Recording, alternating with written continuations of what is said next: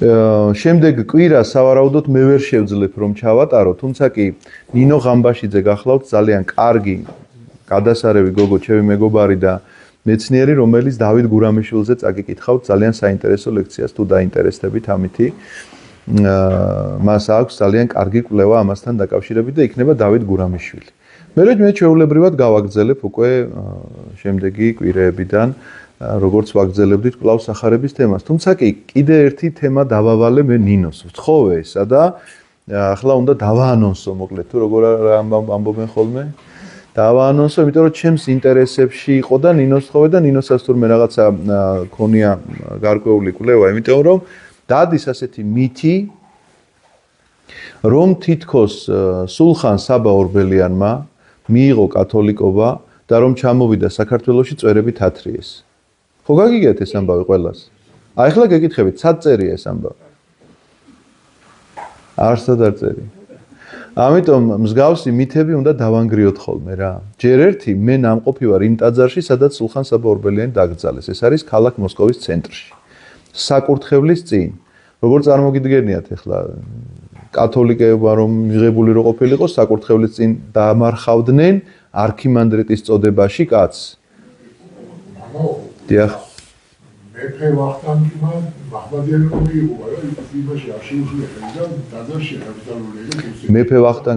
მეფე ვახტანგმა მოინანია და დაბრუნდა მართლმადიდებლობაში. მას არ აღუდგენდნენ ღდლობას. განსხვავება ეს არის და იმაში საკურთხევლის წინ არ დაგზავნდნენ რუსებიდან. კიდევ ერთი რაღაცა და გაიხსნა საფლავის 71 წელს ერთ-ერთი ისტორიკოსი იყო ჩემი ნაცისადმი. დიახ. ვინც ესწრებოდა გახსნას. დიახ. და ის გვერდზე ისი სიძია დაკრძალული იცით ყველა სამბავო. აუცილებლად ვის ელაპარაკობ? ვახტანგის გვერდზე კი? დიახ. ერკვის მამა. დიახ, ვიცი კი? ხო და ესენი ორი ჩონჩხიდან ყბას ხმის ძვალე დარჩენილი და ერთი მეფე და იმისი რა თქმა უნდა თემური საფლავიდან სული სხეულია დარჩენილი და კეთის უნდა მილიონი გადადეს და მეცნიერებმა ყველანაირად ეცადნენ დაემალა თუ რუსეთში და მე საქართველოში მაგრამ ვერ გამარეს ფიზიკურად ეს ამბავი რა და სხვადასხვა პრობლემები დახსნეს რომ თითქოს მას აი ამ თემასთანაც დაკავშირებითაც ჩვენ ნინოს შეგვიძლია კითხვები დავუსვათ, იმიტომ რომ ნინოს მამა იყო ამ ექსპედიციის წევრი. ამ მეფეების გადმოსვენების საკითხზეც მუშაობდა, მინდა გითხრათ და ძალიან ინფორმირებულია ნინო ამ საკითხში. მე ჩართული ვიყავი, როდესაც მოსკოვში მიწევდა მსახურება რაღაცა გარკვეულ. ოღონდ ასტრახანში არ ჩავსულვართ, ასტრახანში არის ახლა ეს საფლავები. ჩასვლა რაღაცა იგეგმებოდა და ვერ ჩავედით, მერე კოვიდი დაიწყო, კოვიდის მერე უკრაინის ომი დაიწყო და რაღაცა გადაიდო მოკლედ ეს საკითხი და ნინოს მამა, ღამბაშიძის მამა, მეცნიერი კაცია და ჩართული იყო ამ ექსპედიციაში და მოლაპარაკებებში და ძალიან საინტერესო ინფორმაციებს მოგაცვით თუ ამითაც დაინტერესდებით. თუმცა კი ნინო ფიქრობ რომ რაღაცებს შეეხება ვახტანგზეც და სულხანზეც, როდესაც ილაპარაკებს. ასე რომ არსად არ წერია მსგავსი რამ და უბრალოდ ხანდახან არის რომ ხალხი რაღაცას აიტაცებს, ვიღაცა იტყვის, გაიმეორებენ ამას და არსად არ არის დაფიქსირებული და ამიტომ რაღაცა ჩვენ აქ მხატვრულ ლიტერატურას ხო არ განვიხილავთ, რაღაცა წყაროებზე დაყრდნობით უნდა ვლაპარაკობდეთ, რომ თუ მოხდა ასეთი ამბავი, რის საფუძველზე ვთქვათ მოხდა და რატომ მოხდა. გააკეთოს და ძალიან საინტერესო იქნება ჩვენ ჩანაწერსაც გავაკეთებთ ყოველი შემთხვევისთვის. კარგით, მე გავაგრძელებ ახლა 31 მუხლი მეხუთე თავის. ნათქვამი იყო, ვინც ცოლს გაუშვებს, მისცეს მას გაყრის მოწმობა. გაყრის მოწმობაზე წინა შეხვედრაზე ვილაპარაკეთ, რატომ აძლევდნენ გაყრის მოწმობას. და აღარ გავიმეორებ, რომ არ გავჩერდეთ ამ საკითხს. მე კი გეუბნებით თქვენ. ყოველი ვინც ცოლს გაუშვებს სიძვის მიზეზის გარეშე მრუშად აქცევს მას და ვინც გაშვებულს შეირთავს, ისიც მრუშობს. კიდევ გსმენიათ, რომ უთქვამ ძველებისთვის არ დაიფიცოთ ყვილად, არამედ შეასრულე შენი ფიცი უფლის წინაშე. მოდით სანამ ფიცზე გადავალთ, იქამდე ვილაპარაკოთ, რას ნიშნავს ეს ცოლის გაშვება. გითხარით, რომ ამისთვის ებრაელები რაღაცნაირად ჟულიდან ვერ გადაუხვევდნენ, ჟული უნდა შეესრულებინათ, მაგრამ ამ ჟულის შესრულების ფარგლებში ეძებდნენ რაღაცა გამოსავლებს, იმიტომ რომ ცოლი, რომელიც აღარ უყვარდა, რაღაცა უნდა მოეხერხებინა მისთვის, ახლა კიდე სხვა ცოლის მოყვანა რა უნდა და ხშირად ადამიანი იმისთვის რომ აი წარმოედგინეთ როგორი გონების დაბნელებაა, როგორი სიბნელეა კაცისა, რომ თითქოს ახლა ღმერთმა ეს რჯული რომ მოგცა, იმას ვერ ხედავს ახლა შენი ფიქრები საით არის და რაღაცა მზაკრობა რო გაქვს ჩაფიქრებული, რომ ადამიანს ესე იგი სიძვის წესების გარეშე და გითხარით კიდეც სასაკეთებდნენ რომ ეუბნებოდა ცოლს ეტყოდა მაგალითად რომ შენ არ მიესალმო ვიღაცას, იმიტომ რომ მე იმ კაცზე ვეჭვიანობ და შენზე ვეჭვიანობ და თუ ხო შეიძლებოდა მართლაც გამარჯობა თეთქვა ერთმანეთისთვის, ამას უკვე საფუძველი ქონდა რომ ეს ცოლი გაეშვა. წარმოგიდგენიათ და ეს გაყრის წერილი უნდა მიეცათ. მე ჩვენ სხვა ადგილას შევხვდებით კიდე ამას რომ ეკითხებიან აბაო მოსემო რატო დააწესაო გაყრის წერილიო თუ ეს ცოლთან გაყრა არ შეიძლებაო. თქვენი გულფიცხელობის გამო და რომელ გულფიცხელობაზე ეცით ლაპარაკი. თუ არ ექნებოდათ ეს გაყრის წერილის საშუალება, მსგავსი სიტუაციის გამოსავალს თუ ვერ ნახავდნენ, მაშინ სხვა გამოსავალი არსებობდა.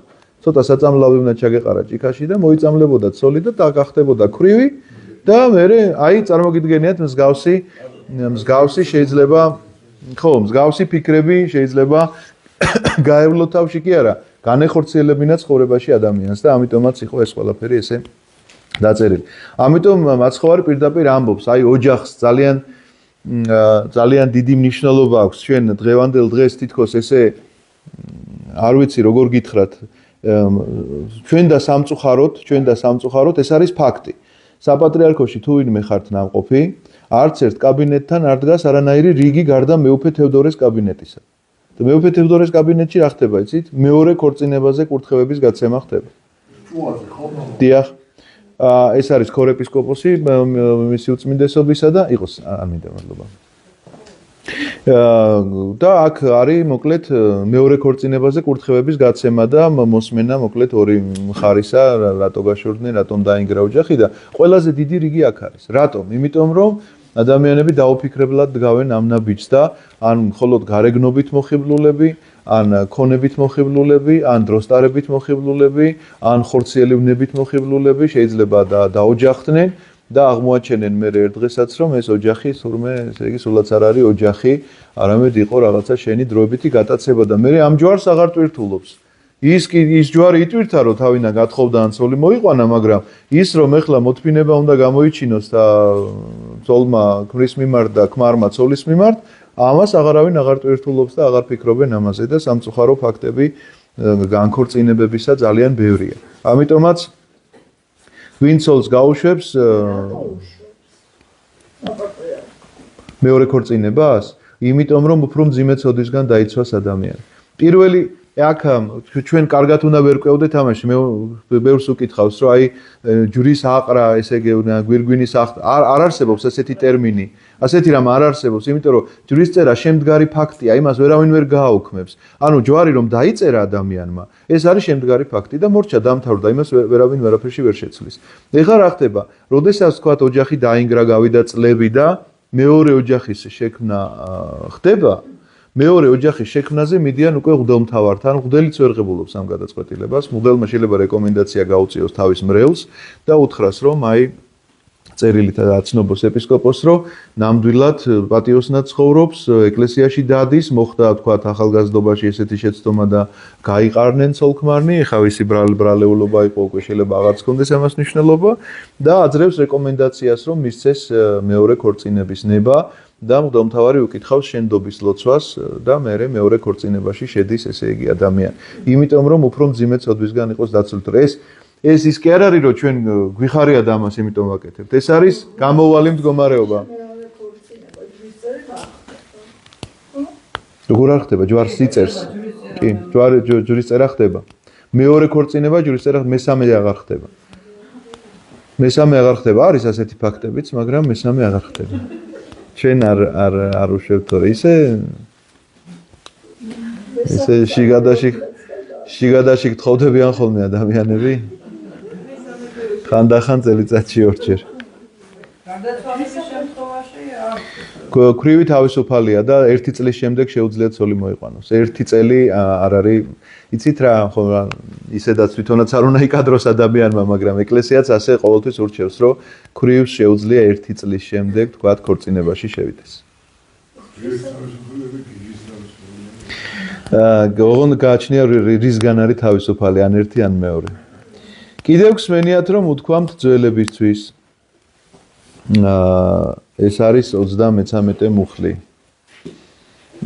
ესა გახლავთ ესე იგი რომ არ დაიფიცოთ ტყუილზე ეს გახლავთ ლევიტელთა წიგნში ჩაწერილი და რიცხვთა წიგნშიც არის აქ მინიშნებებს ვკითხულობ ახლა მე რა თქმა უნდა ზეპირად არ მახსოვს რჯულის წიგნშიც არის რომ არ დაიფიცოთ უთქვამ ძველებისთვის ანუ მოსეს ჯულიდან ელაპარაკება მაცხოვარი რომ არ დაიფიცოთ ტყუილად არამედ შეასრულე შენი ფიცი უფლის წინაშე აი ამ ფიცის შესახებ იყო ძალიან ბევრი კანონი მოცემულობა რომ ეს ფიცი იყო გარკვეული აღთქმა და ეს აღთქმა, თქვათ, როდის უნდა შესრულებულიყო, როდის არ უნდა შესრულებულიყო და მე ამაზეც ორი სიტყვით გითხარით, უბრალოდ შეგახსენებთ, რომ თუ მაგალითად ქალიშვილი მამის სახლში ცხოვრობდა და რამე აღთქმას დადებდა მამის გარეშე, მამას უფლება ჰქონდა, რომ გაეუქმებინა ეს აღთქმა და შეეძლო, რომ არ შეესრულებინა. თუ ქმრის ოჯახში ცხოვრობდა, ქმარ შეეძლო, რომ გაეუქმებინა მისი აღთქმა და ეთქვა, რომ არ მომწონს თქვათ შენი დადებული აღთქმა და აუქმე.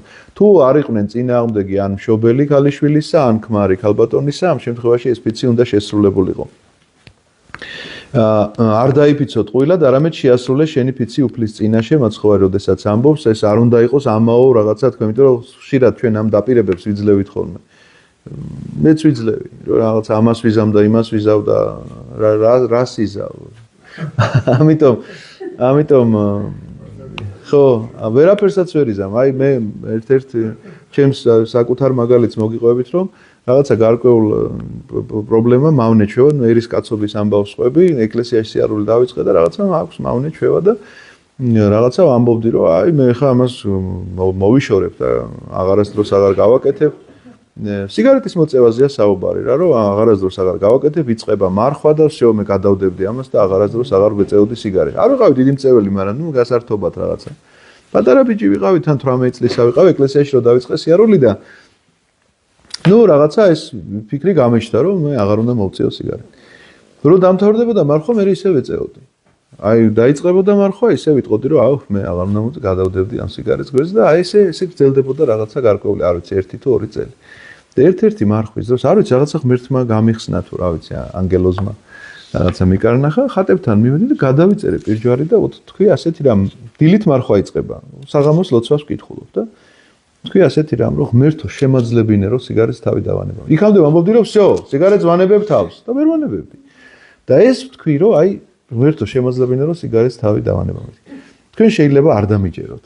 იმის მერე რამდენი წელი გავიდა ახლა 50-ის ვარ, მაშინ ვიყავი ალბათ 19-ის ან 20-ის. სიგარეტის სუნზე ის მეწყება, რა ქვია, აი ზიზღი მაქვს. არ მიცდია თქვენ. რა მიცდია, მიშა, გეუბნები ისა მაქვს. სუნი რომ მომდის ხოლმე ძალიან არ მსიამოვნებს. აი შემძულდა. არა, ეგ სხვა საკითხია. ეს სხვა საკითხია. მე ვამბობ იმას, რომ ნამდვილად მოხდა ეს სასწაული ჩემთან, იმიტომ რომ იქამდე ვამბობდი რომ მე დავანებებ, მაგრამ როგორც კი ვთქვი რომ ღმერთო შემაძლებინე, აი შემაძლებინა ღმერთმა. და ასე ნეტა ასე შემაძლებინოს ყველა ცოდვასთან ბრძოლა, იმიტომ რომ შენ როგორც კი ვთქვი რომ რაღაცას მე ვიზამ, ვერაფერსაც ვერ იზამ. იმიტომ რომ შენი ძალებია სამისოთ არ გეყოფნა და ყოველთვის ღმერთის შეწევნა უნდა ითხოვო და უნდა ისურვო რომ ღმერთი შეგეწიოს რაღაცა საქმეში. ამიტომაც ეს საკითხებიც ნახეთ რომ უთქვამ ძველებისთვის არ დაიფიცო რამე შეასრულე შენი ფიცი უფლის წინაშე არის რომ აღთქმები ესე არ უნდა დადო ჩვენ რო ვიცით იმას აქეთ გორასაც იხსავკრავ და იქეთ გორასაც რას უზამ არ შეიძლება მსგავსი რამ იმიტომ რომ უფლის წინაშე და არც ის არ შეიძლება ვინმე ძალით დაგადებინოთ კიდე აღთქმა ესეც არასწორია მე ერთხელ ვნახე მოძღვარი ეუბნებოდა რომ მოდი სახარებასთან დაიფიცეო რომ აღარ მოწევ სიგარეტს მე ვთხარი არ გააკეთო ეგა არ გააკეთო არავითარ შენ ახალ ბედა იყო ეხა ეს მოძღვარი და ეთყობა არ იცოდა კარგად როგორ შეიძლება ესეთი რამის გაკეთება რო შეცდეს ესე რა უფრო დიდი ცოდვაა ის რომ ადამიანს რაღაცა ნება აქვს და ვერ ერევა ამ ნებას თუ ის რომ დაადო ფიცი სახარების წინაშე და გავიდა გარეთ და ვერ გაუძლო იმას რა ქვია სტუნებას და კვლავ მოწია სიგარეტი ამიტომაც მსგავსი რამ თუ სადმე დაინახავთ იცოდეთ რომ არასწორი მოქმედება მე კი გეუბნები თქვენ სრულებით არ დაიფიცოთ არც ცა, რადგან ღმერთის ტახტია იგი, არც დედამიწა, რადგან მის ფერხთა კვარცხლბეგია, არც იერუსალიმი, რადგან დიდი მეფის ქალაქია, არც საკუთარი თავი დაიფიცოთ, რადგან თმის ერთი ღერის გათეთრება ან გაშავება არ შეგიძლიათ. ნუ შეღებას არ გულისხმობთ ახლა. არამედ იყოს თქვენი სიტყვა ჰო და არა, ხოლო რაც ამაზე მეტია, ნახეთ, რაც ამაზე მეტია, ბოროტისგანაა. ამიტომაც ჩვენი სიტყვა უნდა იყოს ჰო და არა, იმიტომ რომ ისეთი რაღაცა შეიძლება იფიცებდე და ისეთ რაღაცა აღთქმებს ან შეპირებებს დებდე, რაც საერთოდ არ გეკუთვნის და საერთოდ არ გეხება. ან ზეცას როგორ შეიძლება იფიცებდე, რომელიც საერთოდ მიუწვდომელია შენთვის ან დედამიწას ან არ გეკუთვნის ეს ყველაფერი. როგორ შეიძლება ამბობდე, რომ აი, ზეგან რასაც ამბობდი, რომ მე ახლა ამას ვიზამ და იმას ვიზამ და ვერაფერსაც ვერ იზამ. თუ არ იქნა ღვთისნება. ამიტომაც ჩვენი დამოკიდებულება საუბარში უნდა ვაკონტროლებდეთ ყოველთვის ამას. დამოკიდებულება უნდა გქონდეს ძალიან ფრთხილი, იმიტომ რომ სიტყვები ჩვენ მოგვეკითხება. ამაო საუბარი ყოველთვის მოგვეკითხება. ამაო საუბარი ძალიან არ ვაქცევთ ამას ყურადღებას და თანამედროვე საზოგადოებაში ეს ძალიან მიღებული ამბავია. ძველები ასე არასდროს არ იქცეოდნენ. არასდროს განსაკუთრებით ბიბლიურ ისტორიებს თუ წაიკითხავთ, გახსოვთ იმაში აბრაამს მიყავს ისააკი. მსხვერპლშეწირვისთვის. და მიდიან მთაზე უნდა ავიდნენ. და დიალოგი იწყება ასე. ეს ეუბნება მამა. ის ეუბნება თქვი შვილო. ისე კი არ იწყებს ესე პირდაპირ. სად მივდივართ, როგორ მივდივართ, ახლა რომ 2000 კითხვას დაგისვავს ადამიანი, რომელიც არაფერში არ ჭირდება. უბრალოდ პაუზა რო შეავსოს და ამ დროს ეს პაუზა არ არის პაუზა. შენ ყოველთვის რაღაცა კავშირი უნდა გქონდეს შინაგანი ღმერთთან და არ უნდა მოცდე ამ რაღაცა ამაო საუბრებს. ეს ეხა მე იმას კი არ ვამბობ, რომ ადამიანები ერთმანეთს არ ველაპარაკოთ, მაგრამ რაღაცა ზღვარი უნდა დავდოთ ამაში. ეხა არის ცდილობის ნორმა, კიდეც მიესალმები, კიდეც მოიკითხავ, მაგრამ აი არაფრის მომცემი რაღაცა რომ უნდა იჯდე და რაღაცაზე ილაპარაკო. ეხა აი ეს რა ხო არის მომცემი, იმიტომ რომ ჩვენ აქ ბიბლიას განვიხილავთ და რაღაცით ვივსებით ადამიანები და რაღაცა მიგვაქვს აქედან. რაღაცას ახალს ვიგებთ შეიძლება თუ არა, ყოველ შემთხვევაში ტექსტს განვიხილავთ, შეიძლება ახლა დიდი ის არ ვიყო განმარტებელი, მაგრამ ტექსტს განვიხილავთ, რომ ტექსტის შინაარსი მაინც გვესმოდეს და ახლა წარმოიდგინეთ, რომ ვიждეთ და ანეკდოტების დონეზე რაღაცა შემოვიფარგლებოდეთ ხოლოდ და მხოლოდ და არაფერი არ გრჩებოდეს. არაფერი, არც სულიერ წინსვლაზეა ლაპარაკი, არც რაღაცა გონებრივ სინათლეზე. აი ეს გახლავთ ყველაფერი ის ამაო საუბრები, რაზეც შეიძლება ითქვას, რომ ყველაფერი ეს ბოროტისგანაა, იმიტომ რომ ყველაზე დიდი საცდური თანამედროვე სამყაროში იცით რა არის? ბოროტი გპარავს დროს. ეგეც დროის მოპარვაა. ეგეც დროის მოპარვაა, იმიტომ რომ თუ ადამიანი ესე იგი არ ივსები რაღაცით და თავისუფალ დროს იყენებ ესე იგი ამაოდ შეიძლება ასე ვთქვათ, ეს გახლავთ სწორედ ბოროტისგან მოპარული შენთვის დრო, რომელიც უნდა გამოგეყენებინა რაღაცა სულიერ წინსვლაში. გსმენიათ რომ თქმულა თვალი თვალის წილ და კბილი კბილის წილ. ამ საქმეს განმარტება ჭირდებოდა ძველ აღთქმაშიც კი. რას ნიშნავდა თვალი თვალის წილ, რომ ამას რო თვალს ასე ესმოდათ და ეს არ იყო მთლად სწორი დამოკიდებულება. თუ ერთი ადამიანი მეორეს ამოუგდებდა თვალს, ეხლა ამისთვისაც თვალი უნდა ამოეგდოთ და იმას რა ხეირი ექნებოდა მერე. ან ამას თუ კბილს ჩამოუგდებდა, იმასაც კბილს ჩამოუგდებდნენ და რა ხეირი იქნებოდა. აქ სინამდვილეში ეს კანონი სხვა რამეს განსაზღვრავდა. თუ კი ერთი ადამიანი მეორეს დააზარალებდა, ის ზარალი უნდა აენაზღაურებინა. რას გულისხმობდა ამაში? იცით რომ მაგალითად ესენი ყანის მუშები იყვნენ, თუ ვენახი მოყავდათ, თუ რა მნიშვნელობა აქვს ფინიკი და სხვა რაღაცა მოსავალი, მაშინ ადამიანი თავის ხელით შრომობდა და თუ კი მიაყენებდა ისეთ ზიანს, რომ ის ვერ იმუშავებდა, უნდა აენაზღაურებინა მისთვის ეს დღეები. თუ ის კაცი უთვალოდ დარჩებოდა და სეზონი გაუწდებოდა, ან ვერ დათესავდა, ან მოსავალს ვერ აიღებდა, ამას უნდა აეღო იმისი მოსავალი და იმის ოჯახს არაფერი არ უნდა მოკლებოდა. ამაზე იყო ეს კანონი აგებული, რომელსაც ადამიანები კვლავ სათავისოდ იყენებდნენ და ბოროტულად შეიძლება ეთქვა, რომ ამომიგდო თვალი, მოდი იმასაც ამოუგდო თვალი. რას გაძლევს იმის თვალის ამოგდება თუ კი მშიერი დატოვებ მთელი ოჯახი. ამიტომაც ეს კანონი ამ მიმართულებით იყო დაწერილი და არავითარ შემთხვევაში ისე როგორც ხშირად ესმოდათ ადამიანებს და აკეთებდნენ. იმიტომ რომ იქ ძალიან ბევრია მოსეს იმაში ძალიან მათ შორის ისეთი კანონებია განხილული, ძროხამ რო ურქინოს, ესე იგი მეზობელს და ასეთი საკითხებიც კი განხილულია, იმ ძროხას რა უნდა უქნან და როგორ უნდა აი თუ ადრეთ შემჩნეული იყო ძროხა მსგავს საკითხებში, ესე იგი და გაფრთხილებული იყო მეზობელი, მაშინ ესე იგი როგორი ჯარიმა ეკისრება და როგორი ჯარიმა, ესე იგი იცი რა ადამიანს რაღაცა თვითონ ხო აქვს რაღაცა თავისი ამბიციები, რაღაცას ჩაამატებს, რაღაცას გამო, იმიტომ მეორდება აქ რომ ვინც დაამატოს ერთი იოტა ან გამოაკლოსო, იმას უმცირესი ეწოდოს ცოტა სასუფეველშიო, ეს როდესაც ამაზე არის ლაპარაკი,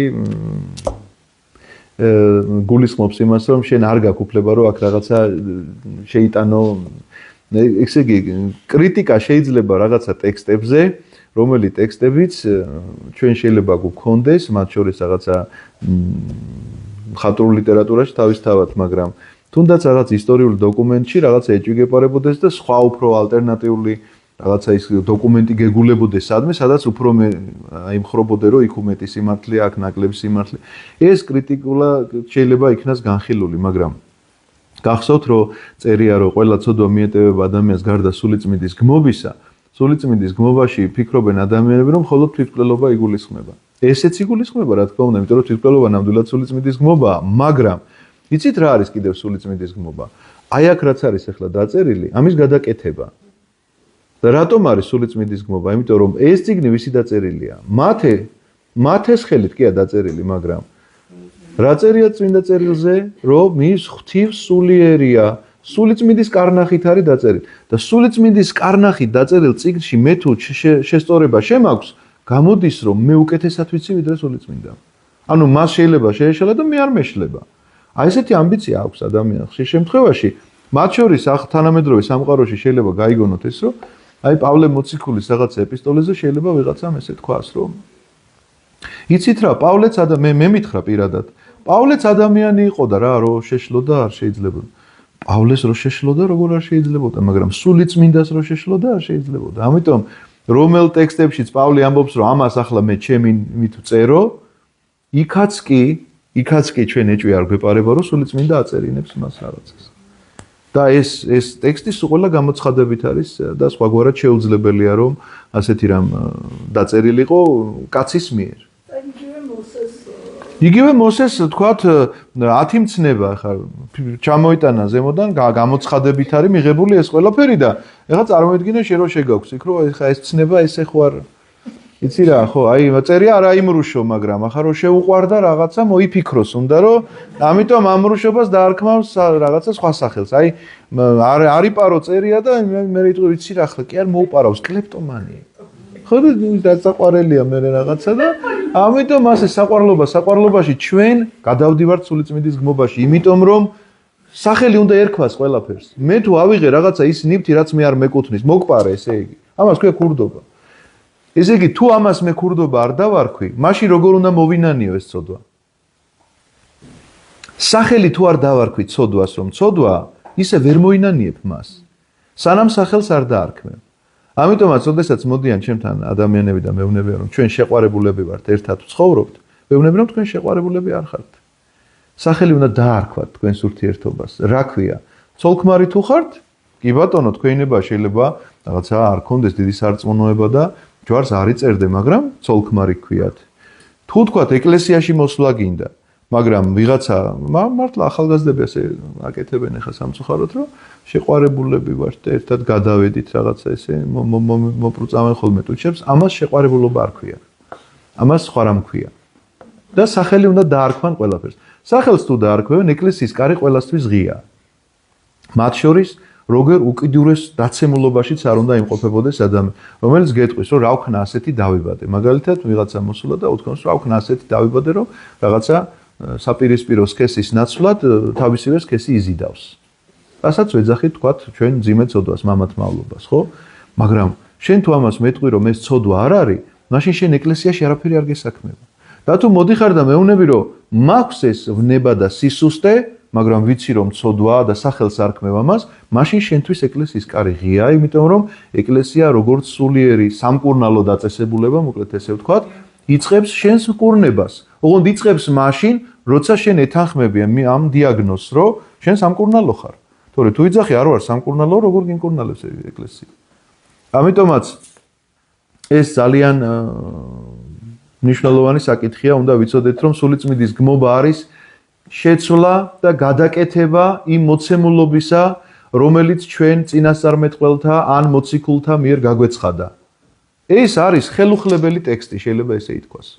სხვა ყველაფერი რაც გინდა გააკრიტიკეთ, მაგრამ ამ ტექსტს ვინ შეეხება, იცოდეთ რომ გმობაში ვარდებ. თვალით კვილი წილ. მე კი გეუბნები თქვენ, წინ ნუ აღუდგებით ბოროტს, არამედ თუ ვინმე მარჯვენა ლოყაში გაგარტყამს, მეორე ლოყაც მეუშვირე. ვინც მოისურვებს შენთან დავას, შენი პერანგის წაღებას, მოსასხამიც გაატანე. ვინც ერთ მილზე წაყოლას გაიძულებს, ორზე გახევი. ვინც გთხოვს მიეცი და ზურგს ნუ შეაქცევ, მას, ვისაც შენგან სესხება სურს. ეს კანონები სულ ყველა ძველ აღთქმაშიც განხილულია მოსეს კანონებში, მაგრამ ახალ აღთქმაში მაცხოვარი უფრო მეც ამბობს, აი როგორც მრუშობაზე და მკვლელობაზე ვილაპარაკეთ ჩვენ, რომ არა იმრუშო, მხოლოდ ეს მშრალი ფრაზა კი არა, იქ მთელი განმარტება თქვა მაცხოვარმა და ჩვენც მე ავხსენით, თქვათ, რას გულისხმობდა ის გულის თქმების შემოსწინა იმაზე, ვინც ესწრებოდით, ეს ყველაფერი გახსოვთ. ეხლა უყურეთ ერთ ძალიან საინტერესო ამბავს. ხო არ იცით სტატისტიკურად რამდენია ცაცია ადამიანია, თქვათ, აი 100 კაციდან ერთი შეიძლება იყოს თუ 1000-დან ერთი. ხო არ იცის ვინმე? ცაცია ადამიანების სტატისტიკა. ამ ოთახში ეხლა ამ ოთახში ვინმე ცაცია არის? არა. კარგი. მაშინ ეხლა ვინმე რომ მოინდომოს, რომ მე შემომარტყას ლოყაში. რომელი ხელი უნდა გამოიყენოს თუ ცაცი არ არის მარჯვენა, ხო? და რომელ ლოყაში მომიწევს შემორტყმა? მარცხენაში მომიწევს. ამიტომ აქ ესეთი რამ წერია. თუ ვინმე მარჯვენა ლოყაში გაგარტყავს, ესე იგი ცაცია უნდა იყოს მარჯვენაში რომ გაგარტყას. ხო მართალია? გიფიქრიათ ამაზე. თუ ვინმე მარჯვენაში გაგარტყავს, მარცხენაც მიუშვირეო. რას გულისხმობს ეს? მარტო ამას გულისხმობს ლოყების მიშვერას? არა, სინამდვილეში ასე არა.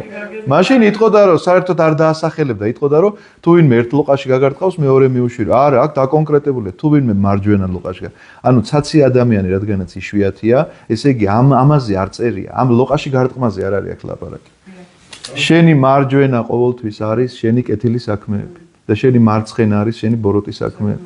ვინც უპირისპირდება შენს კეთილ საქმეებს, უნდა შეძლო რომ მიუშვირო ბოროტი საქმეები, რომ ისინი დაიძრგუნოს ამით.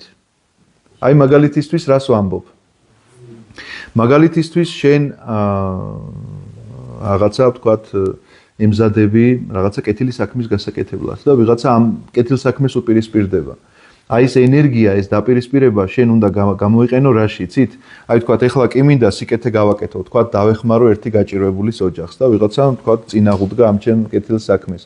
აი ეს წინაღდგომა უნდა გამოვიყენო რაში, რომ დავიწყო ფიქრი იმ ცოდვაზე, რომელიც ცოდვაც არ მიმიტოვებია. აი ეს არის მარცხენა ლოყის მიშვერა. და არა ის, რომ აქეთ და იქეთ ვატრიალებ თავს, არა. ეს არის კეთილ საქმეს ვიღაცა დაუპირისპირდა და მე შეუშვირე მას მარცხენა, ანუ ჩემი ბოროტი საქმე, ჩემი შინაგანი რაღაცა მდგომარეობა, რაღაცა ვნება, რომელსაც ვერ ვერევი და აი ახლა მთელი ენერგიები მინდა მივმართო იმისკენ, რომ მოვერიო აი ამ ვნებას და არ გულისხმობს ეს მხოლოდ და მხოლოდ. თუმცა კი პირდაპირ მნიშვნელობითაც იმას გულისხმობს, რომ არ აღუდგე, ანუ ის თუ შემოგარტყავს, შენ არ შემოარტყა. ნამდვილად ამას გულისხმობს, აქ სამშობლოს დაცვაზე არ არის და სხვათა შორის კითხვა გამომიგზავნეს ასეთი, რომ მკვლელობაზე რო ლაპარაკობდით, აი სამშობლოს დაცვა ითვლება თუ არა მკვლელობა თუ. რა თქმა უნდა, მკვლელობად ითვლება, მაგრამ ეკლესია ეპიდემიას ადებდა ასეთ ადამიანს, თუ გვისმენს ის ადამიანი კითხვა იყო მოსული ჩვენს გვერდზე, უბრალოდ პასუხს გაგცემთ თქვენც და მასაც თუ მოგვისმენს, აქვე ვიტყვი, რომ რა თქმა უნდა ეს ითვლება ცოდვად, იმიტომ რომ მიუხედავად იმისა, რომ ეკლესია თვითონ აკურთხებს ადამიანს, რომ წავიდეს სამშობლოს დასაცავად ომში, იქედან დაბრუნებულ ადამიანს 3 წლიან ეპიდემიას ადებდნენ უზიარებლობისა. იმიტომ რომ ეს გასაგებია, რომ აუცილებლობიდან გამომდინარე იყო, მაგრამ მაინც ეკლესია, ესე იგი, ესე უყურებდა ამ საკითხს და დღევანდელ დღესაც ასე არის. დიახ, სამშობლოს დამცველებს.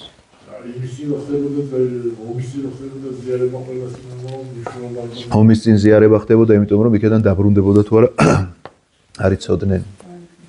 ამიტომ აზიარებდნენ, რა თქმა უნდა, ვინც ახსარებას ჩააბარებდა, ომში წამსვლელს ყველას აზიარებდნენ და იქიდან დაბრუნებულს ეპიდემია ედებოდა. ასეთი იყო საეკლესიო წესი.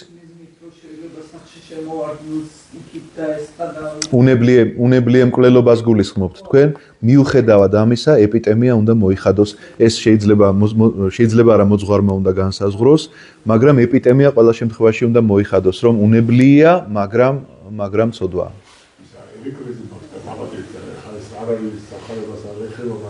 ერეკლეზე მაგდადის ხუდი რო ყველა საზიარებდნენ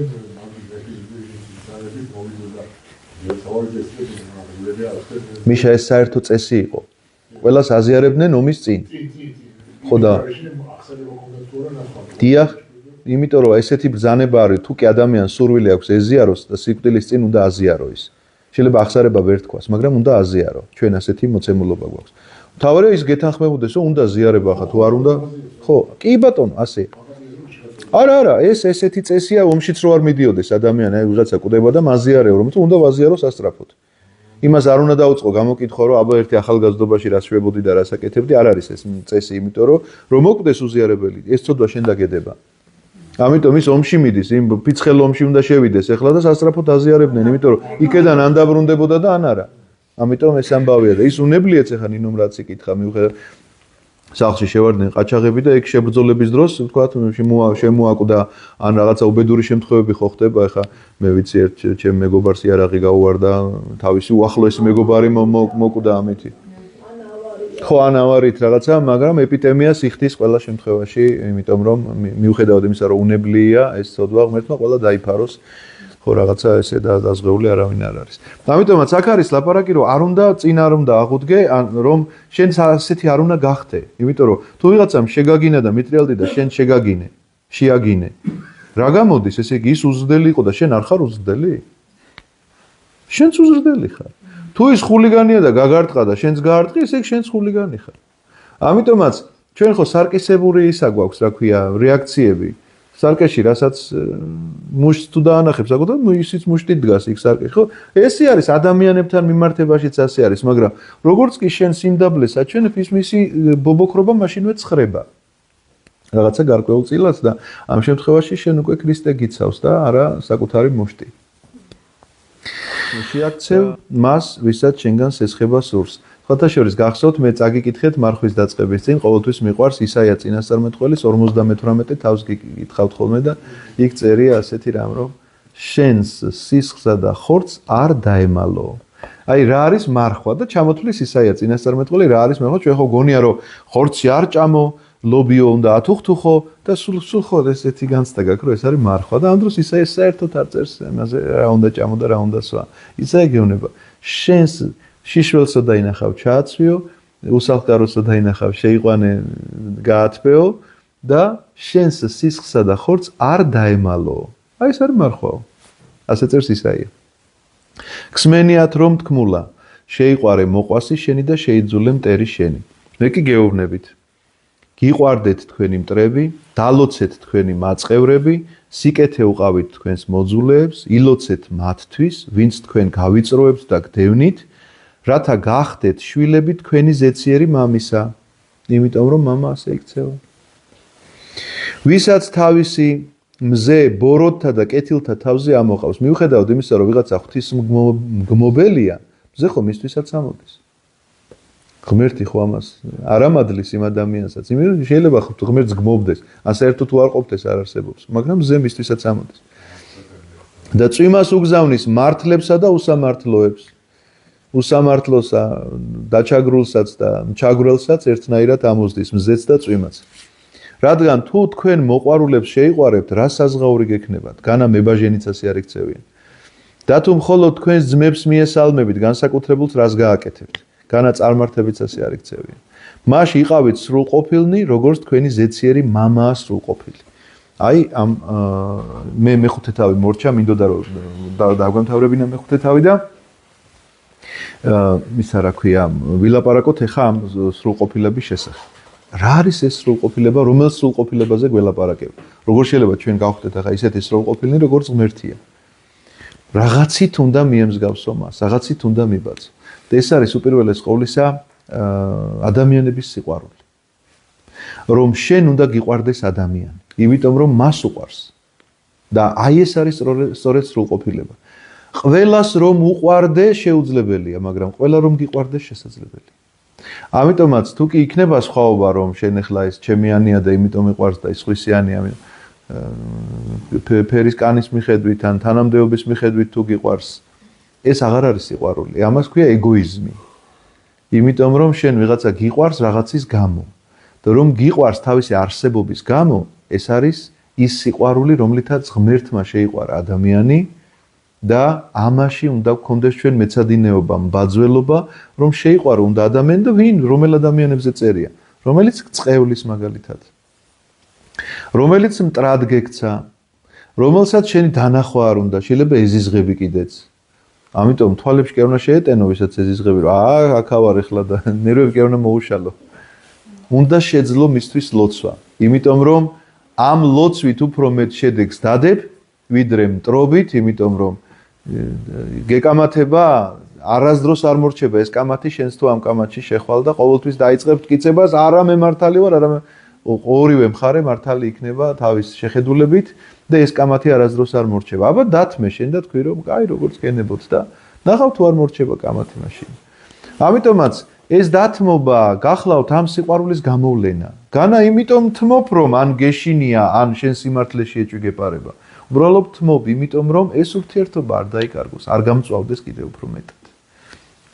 ამიტომაც ვინც გდევნის, ვინც გავიწროებს, ვისაც შეიძლება ეზიზღები კიდეც, ისწავლე მისთვის ლოცვა და ეს დაგეხმარება იმაში, რომ შეიყვარო ასეთი ადამიანი და ასეთი ადამიანები ხშირად გონს მოსულან სწორედ შენი ამ საქციელის შედეგად მე პირადად მინახავს მსგავსი საკითხები რაღაცა პირადად გადამხდენია მინდა გითხრათ მსგავსი რამაც ვისთანაც შევძელი თავშეკავება რომ ნამდვილად მართალი ვიყავი და პასუხი არ გავეცი ესე იგი ამ ადამიანმა ნამდვილად მოინანია და მოვიდა და შენდობა მთხოვა ამიტომაც მე რომ იქ კამათი გამემართა ეს კამათი დღესაც არ იქნებოდა მორჩენილი დარწმუნებული ვარ და შეიძლება აღარ მომსალმებოდა ეს ადამიანი და ძალიან დაუნძიმებულიყავით იმიტომ რომ ახლა მღვდელი ვარ რომელმაც უნდა ვეზიარო და ჩვენ გახსოვთ რომ წავიკითხეთ რომ ყველაზე დიდი მსხვერპლი რა მსხვერპლს რომ მოიტან შესაძირათო თუ ვინმე მომდურავი ყავს ჯერ გაიქეცი და იმას ბოდიში მოუხადეო და რაღაცა აი ამ ეს სიმძიმე მართალი გითხრა მე მას მადლობას ვუხდი რომ შენდობა ითხოვა რომ ეს სიმძიმე მოხსნილი გვაქვს ორივეს რომ რაღაცა ვეზიარებით ამ კუთხით ესე რომ ერთმანეთთან წენა აღარ აქვს. ამიტომაც ეს გახლავთ ის გაკვეთილი რომელიც ყველა ქრისტიანისთვის უნდა იყოს მე ხშირად ვამბობ რომ ერთია როდესაც ამბობ რომ ღმერთი მწამს და რას ნიშნავს ეს სიტყვები შენთვის? იმის იქ წამს რომ ღმერთი არსებობს ამისი ეშმაკსაც წამს. ღმერთი მწამს შენთვის უნდა ნიშნავდეს იმას რომ რასაც ახლა ვკითხულობთ ეს არის ღმერთი რასაც გეუბნება რასაც უნდა აკეთებდე. აი ღმერთი მწამს შეგიძლია თქვა მაშინ თუ კი ამის შესრულებას ცდილობ მაინც თუ არ გამოგდის ცდილობ მაინც. აი ესეთი გახლავთ მეხუთე თავის დასასრული შეკითხვები თუ გაქვთ თუ არა და მეექვსე თავს დავიწყებთ თუ მოგვეცა ამის საშუალება შემდეგ კვირას არა და იმის შემდეგ კვირას. აი ამ ნაზარი მაინტერესებს თუ შეიძლება თქვა ის შეიძლება დეცმენტი და პროგრამო ლანცვოდი ნელოდის განსაკუთრებით გამორიცხვის. მერე აი რამოდენიმე ეს გავასწინე ეს კვირა და მე ნახე თქვენი ჩანაწერი აი ახლა ჩანაწერი დია თქვენ მოუწოდეთ თქვენ ყველას კიდევ ერთხელ მოუწოდეთ და მადლობა ამისათვის რომ აი გაატარეთ არ მიაქციოთ ყურადღება და რამდენჯერ არ მიაქციოთ ყურადღება წელს კი შარშან უკვე დღეების კვირაში თქვენ გამოходით სამართლიანო რაღაცა და განმარტავდით აი დღეების კვირაში უფალმა უჩვენოთ დღეს როგორ ასანა მაღალკენდა ლაზაროს დღეს აღინა და შემდეგ ოშამოდი საოცრომოდი ები გააკეთა ხო? დიახ. ძელი განსაკუთრებული ადამიანი გამოდის ერთ-ერთ სატელევიზიო რხევზე და გამარტავს ამბი ესე იგი სადღაც 400-მდე კომენტარია ხო? ჩავყრები ხო? სულ აღზღვა გინება იყო ამ ეკლესიის რა თქვენიც და ეკლესიის რა ერთ კომენტარს უკვე ვეღარ მოვიცნე და რაღაცა უპასუხე რა. ის ყოლყოლის კი იმაში ყოლყოლში ამბობ რა შეგიტყობოთ განაცხადა და ჩვენ ვიყოლოთ. ისე მოგობრებო. დაბა რა გეგონა, ეხლა ის მაშინე აზზე მოვიდოდა და მოინანიებდა საზოგადოება მოინ. ვიღაცას თო რაღაც აი ოპოზიციურ რაღაცას შეიძლება საკურებულად. ასე შეიძლება. მოკლედ, თავარი მანდ რა არის ვეგეტყვი. ვიღაცას რომ კონდეს, აი მაგალითად თქვენ აი სინოფსისის მიხედვით მიყვებით სხვადასხვა საიდიდან. მოხსავით რა. დია. საათობრივად მიყვებით უფალმა, რა თქვა მოწკუნა, უპასუხა როგორ მოწკუნა, რა საუბარი ქონდა, როგორ დასთან შევიდა მართასთან, აი როგორი საუბრები იყო ესე იგი ყველაფერს ედაურად მიყვები და ვიღაცა შემოადება რაღაც ის კი რაღაც თვითონ მუხლობრივი განხილვა იყოს ამე, ვიღაცა რაღაცა სხვანაირად არა, მხოლოდ რანძღვა. უპრაგონო რანძღვა არაფრის გამო. ვიღაცა დაიბრუნდა ამაზე თქვა, ხორი რომ არაფრის გამო ასე უპრაგონო რანძღვა, რატო დამკვიდრე შემოხარაში რომ არაფრის გამო თქვენ ახლა აბსოლუტში გითხარით. აბსოლუტში გითხარით, სიყვარულზე მოსწავლები და როგორ თქვი თქვენი მამა შეიყვარეთ და სიყვარულზე და საერთოდ არაფერზე არ გასაუბრებთ. მიშა, ამ პრობლემას ჩვენ ვერ მოვაგვარებთ, მაგრამ მე გეტყვი სახარებაში რა წერია ამის შესახებ. სახარებაში წერია ასეთი რამ, რომ მაცხოვართან მოიყვანეს, ესე იგი, ძალიან მოკლედ არის და იმედია მოგვეცია ამის საშუალება, რომ წავიკითხავთ, უგნებავთ, მე კვლავ დაუბრუნდეთ უფრო ვრცლად ამ საუბარს, რომ თქვათ მოიყვანესო ბრმებიო, ყრომუნჯებიო, მკელობლები იმას ნიშნავს კოჭლებიო და სულ ყველა განკურნაო და მე დაიწყეს რომ ესო ბელზებული თუ ანუ ეშმაკის თავრითო კურნავს ამას. კი. ხო და რა გააკეთა ქრისტე მიცით როგორ წერია იმაში. წავიდა გააგრძელა გზა და ხალხის კურნება. ამიტომ მე ჩემ მოვალეობას კვლავ გავაგრძელებ თუ კი ეკლესია ამას როდესმე მეტყვის რომ ახლა გაჩერდი ბატონო აღარა საჭირო შენი ლაპარაკიო თუ არ მითხრა ეკლესია მე ჩემ მოვალეობად მიმაჩნია როგორც მღვდლის მოვალეობად რომ მე უნდა ვილაპარაკო სახარებაზე და რა თქმა უნდა ეს ვიღაცებს არ მოეწონებათ და ეს ვიღაცები იცი ვინ არიან ლეგიონები არიან რა თქმა უნდა რამდენი ხართო რო ეკითხება და ლეგიონიო რო პასუხობს ესენი არიან ლეგიონები იმიტომ კი არ მოსწონთ რომ იქ რაღაცა იმ ტექსტში კი არ მედავებიან ტექსტში როგორ უნდა შემედავო ნაგერ არის ტექსტი და განვიხილოთ კი ბატონო რაც აქ წერია იმას ვლაპარაკობ მე ჩემით ხო არ ვიგონებ რამეს ამიტომაც ტექსტში კი არ გედავებიან აი როგორც აი რა გითხრა რაღაც აი ქრისტესთან მიმართებაშიც ყოველთვის ასე ხო იყო ხა ვიღაცამ შეიძლება ხა თქვას რომ აი თავის ქრისტესთან კი არ ვადარებ უბრალოდ ფაქტია ესე რომ ქრისტე რო ქადაგებდა ცდილობდნენ რომ დაეხშოთ მისი ხმა მეც ვალდებულება მიმაჩნია რომ ქრისტეს ქადაგება გავიმეორო ხო აი ხა ქრისტეს ქადაგებას ვკითხულობ ჩვენ თაზე ახლა ამას შეიძლება მოყვეს კომენტარებში ძალიან ბევრი ის რომ აი რაღაცა იმისთვის სატო არ მიგიხედიათ ვიღაცა რომ შეერია ვიღაცას რო გუშინ აწვიმდა ვიღაცას რო ამის დამწერმა თვითონ რა გააკეთა იმისთვის რომ აწვიმდა ხო არ ამიტომ მიკერძოებულია ყველა შემთხვევაში მსგავსი ლაპარაკი მაგას გეუბნები მიკერძოებულია ყველა შემთხვევაში ეს ლაპარაკი და შეფუთულია რითი იცი კაცთმოყვარეობით ეს არის დიდი უბედურება რომ კაცთმოყვარეობით არ უნდა შეფუთო რაღაცა შენი პირადი ზიზღი ვინმეს მიმართ და რაღაცა მსგავსი დამოკიდებულება იმიტომ რომ აი გალანძღავენ პატრიარქს რაღაცას იტყვიან ასეც ისეც პატრიარქი რას აკეთებს სადმე გინახავთ თავი რომ ემართლებინოს ან უმლანძღავთო ეთქვას ან მტკიცება დაეწყოს რომ მე მართალი ვარ და თქვენ უსამართლოდ ლანძღავთ მსგავსი რამ გაგიგიათ არას აკეთებს აგრძელებს თუ არა თავის აგრძელებდა მაშინ თავის ქადაგებას ეხლა თუ ვეღარ ქადაგებს სამაგიეროდ ლოცვას ხო აგრძელებს ლოცულობს მთელი მსოფლიოსთვის და ამის მომსწრენი ვარ ჩვენ ახლა ვინც ხვდებით პატრიარქს უყურებთ მის ლოცვას მის აი ამ გარინდებულ ლოცვას რომ თუ რაღაცა სიტყვის და დაილაპარაკებს მხოლოდ და მხოლოდ იმ აუცილებლობიდან გამომდინარე რომ ვიღაცა შეკითხვით რომ მიდის ამ კითხვაზე პასუხი გასცეს თორე დანარჩენი ამ ლოცვაშია და აი ესეთი კაცია მაგრამ აიბა ნახეთ მისი ლანძღველები რა საბუთს მოიშველიებენ ესე იგი ერთ-ერთი საბუთი ის იყო რომ მაშინ ისეთი პერიოდი იყო კაკებეს გარეშე ვერ დაინიშნებოდა რაც იმას ნიშნავს რომ კაკებეშნიკიაო ხო და მე მაშინ ერთხელ მოსკოვში გქონდა ეს შეხვედრა და ასეთი პასუხი გავეცი და თქვენც გეტყვით ასეთ პასუხს ხეხო ნაყოფითი ცნობა ამიტომაც თქვათ ასეთი რამ ავტოკეფალიის საბუთი არ გქონდა და მოიპოვა პატრიარქმა საქართველოს ეკლესიის ავტოკეფალია. ოფიციალური საფუძვი გვაქვს ჩვენ კონსტანტინოპოლის საპატრიარქოდან მოცემული. ეს იყო 1991 წელს. გაიხსნა უამრავი ეკლესია და მონასტერი, სასულიერო სასწავლებლები, აღდგა ქართული გალობა, აღდგა ქართული ხატწერა, აღდგა რა ვიცი, სამღვდელოება გამრავლდა, ასე შემდგომ, აგერ საკვირაო სკოლა არის და ვსხედვართ და ვსაუბრობთ და არავინ არ მოგდებს ესე იგი და გვაქვს ამის საშუალება რომ მეც სასულიერო აკადემიაში მივიღე ეს განათლება, სადმე იმაში კი არა, ჩემი თქვა რომ მისწავლია ეს ყველაფერი. და ეს ყველაფერი ვინ გააკეთა? კაკებეშნიკმა ასეთ კადრებს თუ ზდის მე ვთხარი კაკებე, გამოუშვას და გამოუშვას მეთქი რა. ხო, იმიტომ რომ ხე იცნობა ნაყოფით, იმიტომ რომ შენ რომ მეუნები რომ ის იმ პერიოდში და გამორიცხულია კაკების გარეშე, ახლა მას რომ გაეუქმებინა საქართველოს ავტოკეფალია, შევეერთებინეთ რუსეთს, რომ დაეხურა ესე იგი ქართული წირვალოცვა და რუსული, მაშინ მიტყოდი რომ უი დედა, ეს კაკებეშნიკი ვინ გამოგვიგზავნა მეთქი, მაგრამ პირიქით თუ ხდება ეს ყველაფერი. ესე იგი კაგებე ყოფილა საქართველოზე გადაყოლილი.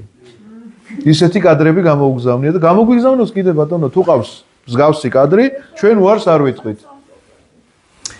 იტყვიან, რა თქმა უნდა, შიოსმაგივრად, მეუფე შიოსმაგივრად ახლა სხვადასხვათან ეხა იმას მოუგონებენ. რაღაცას იმას აუცილებლად იქნება, ამას ვერ ავწდებით ჩვენ. შეუძლებელია რომ ეს აიცილოს ადამიანმა თავიდან. რომელმა მოციქულმა აირიდა თავიდან ისა რა ქვია ტანჯვა, წვალება, მოწამეობრივი სიკვდილი, დევნა, შეურაცხყოფა და აი რომელმა მოციქულმა აიცილა თავიდან. ხო, თუ გაჩუმდები და აღარ იქადაგებ, მაშინ აღარაფერი პრობლემა აღარ გექნება, ყველას შეუყვარდები. მაგრამ თუ ქადაგებას გააგრძელებ, ყველას ვერ ეყვარებ, იმიტომ რომ შენი ქადაგება ძალიან ყურს ჭრის ეშმაკს და ეშმაკი მერე მართავს ვიღაცას, რომელსაც შეიძლება ან შეურაცხყოფა მოგაყენოს, ან შეიძლება რაღაცა სხვა ხრიკი მოიფიქროს შენს გასაჩუმებლად, მაგრამ შენი მოვალეობა არ გაჩუმდე. როგორც ქრისტიანი, არ გაჩუმდე არა მარტო სიტყვით, არამედ შენი საქციელით. გებრძვის, გიყვარდეს. გლანძღავს ილოცემისთვის. აი რაც აქ ეწერა, მე ხო არ ვიგონებ. და ის რომ ახლა ჩვენ ამ ადამიანებს ვსდიოთ და ყველას ვუმტკიცოთ რომ არა ჩვენ მართლები ვართ ბატონო, ეს არასწორი. იმიტომ რომ მაცხოვარიც არ აკეთებდა ამას. ის აგრძელებდა კვლავ კურნებას. მაშინ უნდა შეეწყვიტა კურნება და არ გინდათ ბატონო, იყავით მაშინ მკელობლები და ბრმები და მიდიოდა და აგრძელებდა მიუხედავად იმისა, ვინ რას აბრალებდა.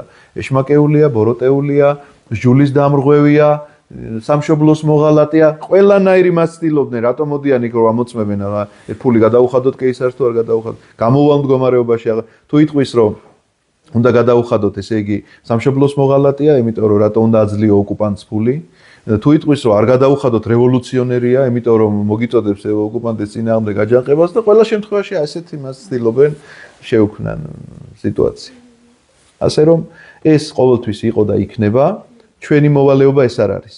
ჩვენი მოვალეობა არ არის ის რომ ამ ადამიანებს ეხლა თუნდაც კომენტარებში ან თუნდაც პირადად შეხვედრების დროს ვუმტკიცოთ ჩვენ რომ არა ბატონო ეს ხო ესეა და არა. ჩვენ უნდა გავაგრძელოთ ქადაგება ცხოვრების წესით პირველ რიგში. მადლობა თქვენ.